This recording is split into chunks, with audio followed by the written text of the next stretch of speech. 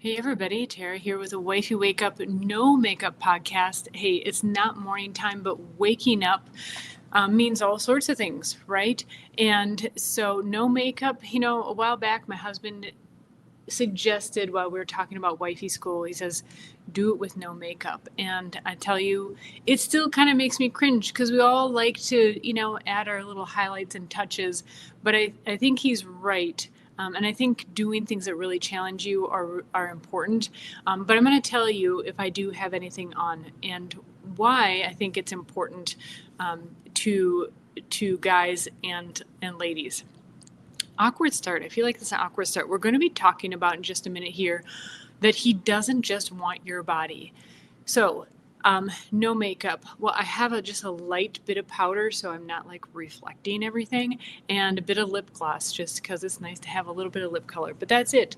He told me that he suggested that, and that actually he prefers me with really no makeup or little to no makeup because, and I think this is more in the dating scene, I think that's just generally his preference, but in the dating scene, if you're out there, if you're listening to this and you're still dating, but you're aiming for those wonderful wifely traits, good for you, first of all, but also know that it is often seen as men. Now, of course, there's going to be guys that like makeup, but the more you put on is literally a facade. So it's a fake appearance, right? It's a fake layer. And it is literally suggesting that you are hiding your true self. And so when you go with very little or no makeup, it gives the impression that it gives the impression, but also you literally are showing your true self. And that often implies also that when you're interacting with men, that you are showing your true self as well. And so that's the interesting thing, is that my husband and I met at his gym, actually a martial arts gym. And so naturally I would just not wear makeup, although I know some women do today wear a ton of makeup to the gym. But just a heads up, if you're wanting to give off those vibes and also be that really wifey material. Okay, so just a little tip to start with. So he doesn't just want your body. I wrote up a little something about this because there are just some key points that I want to make sure to emphasize. And first of all, so that's great news, right? It's great news to know that a quality man doesn't just want your body. But there's also kind of a caveat to that. And this is something I learned it took a good decade of marriage for me to really get this. And this came up because, especially early in our marriage, my husband's appetite, you could say, was extremely strong. So once a day was good, and more than that was better, if you're catching my drift. And thankfully, that's tapered off a bit, but not soon enough in my own mind at the time. And I really learned something valuable through this, that it seemed at the time that he was just like this testosterone tornado, okay? And, it's nice to be wanted, but like when you're overly wanted as a woman, and I know women, you're hearing me here, that it's like, okay, can I just do the dishes? Can't I just pick up something off the floor without you being all over me? That wasn't a signal, okay? And then I know for men too, that, once we start perceiving that and just kind of like cringing, like every touch is going to take it to the next level, that's when we start kind of separating, right? He wants to show his love and care and his affection and his desire for you.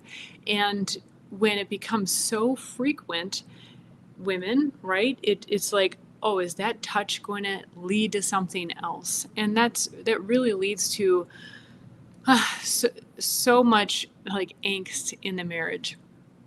But what I learned was, first of all, there's that, right? That's its own issue. But also that, I would go along with it. I was like, okay, we would have talks. He's like, I need you often. And I, tried to have a good attitude about it and not just see it as a job or a task. But in hindsight, I learned that that's what I was doing. I was seeing, okay, that's another thing I've got to do today. And more, I started acting in that way. I didn't necessarily know that. I didn't know how that was coming across. But as I've said before, my husband's a wonderful communicator. He's very clear about, what he sees is going on, how that makes him feel, and not like, oh, that makes me feel, but in a really, really practical way.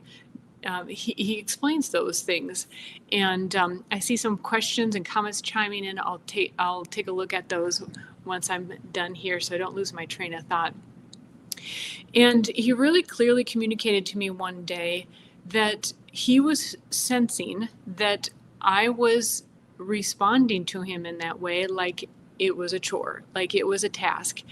And what he said to me, what I can recall the message being, is he said, I want you to want me. Hi, there's a song, right? Like he says, the 80s were a happy time. And although it's a fun song, I want you to want me, right? And when he said it like that, I thought, oh, that makes sense. That it had become such a chore for me that I was there going through the motions, but I wasn't there.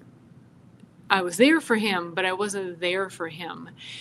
And that was a point, fortunately, I think in a way I could reflect upon that. Like, what if it was me saying that to him? What if I was saying to him, I know you're here, but I want you to want me. I want you to want it. I want you to want to be with me.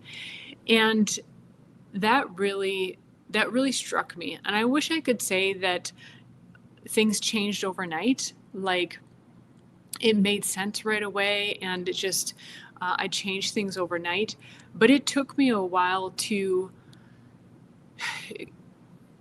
change not only my attitude, because the attitude changes first, and then the rest of you can come along.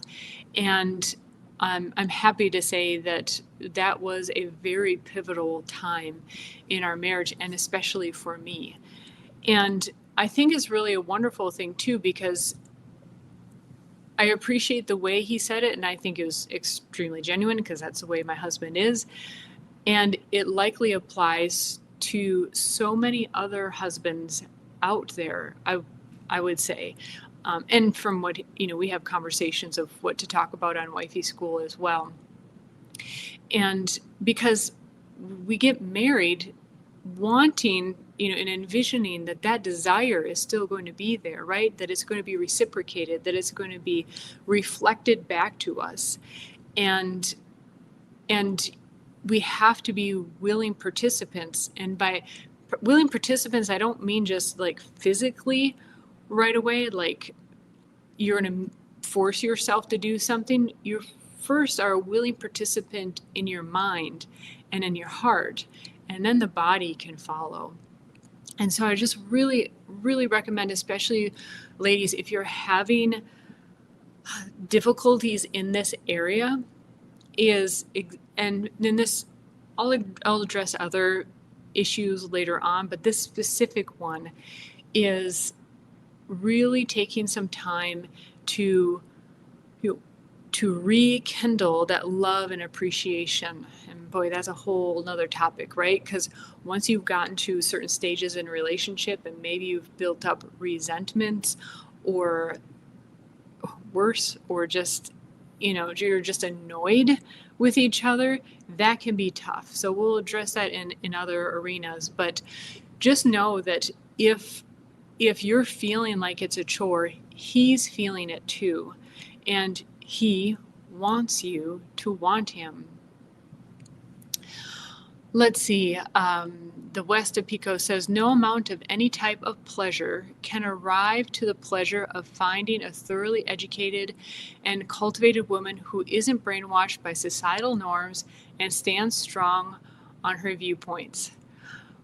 Well, I think you're saying a lot there. And if there's anything specific that you want to convey as well, please do, because I think there's a room for interpretation there as well.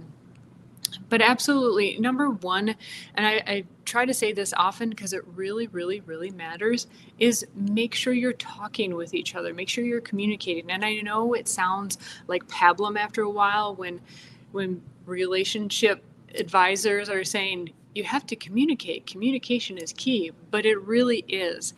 And most of all, I recommend you to not only focus on communicating like what you want to say, but listen. And I'm specifically talking to the ladies here. And I know the tendency is that, but I want him to hear me. But you'd be surprised if once you listen and listen and listen and don't just come back with something, how eventually he will want to hear what you have to say as well. Okay, I'm already getting onto another subject, but I just wanted to give you some helpful hints there as well on how to move on if this is a struggle that you're having. I really love to hear from you. Make sure to comment in the comment section. Please put your questions. I'd be happy to address them, especially in a single podcast. And make sure to like, subscribe, and share with someone maybe who they came to mind while this topic came up. And this could be the thing that really helps them. Okay, so we'll see you soon. Make sure to follow also. I'm on Instagram. And you can follow along, of course, here on YouTube if that's where you're finding this. And have a wonderful day. Take care. Bye-bye.